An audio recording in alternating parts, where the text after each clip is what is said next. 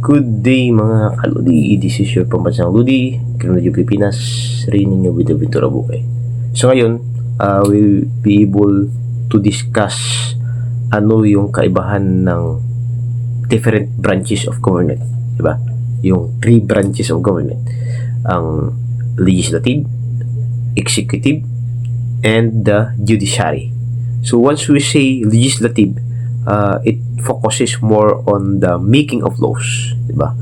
Yung sa Congress, di ba? Sa House of Representatives, sa Congress at sa Senate. So may lower house diyan at may upper house. So sila yung gumagawa ng batas, itong legislative department. While ang executive, di ba?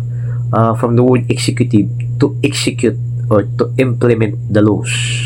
So ang mga nandyan sa executive department is ito yung pag-enforce ng batas, pag-implement ng batas. So meaning may existing na batas na, then in-implement na, diba? So ang chief executive natin is yung president, kasi siya yung may hawak ng mga agency sa government, which is yung nag-i-enforce ng batas.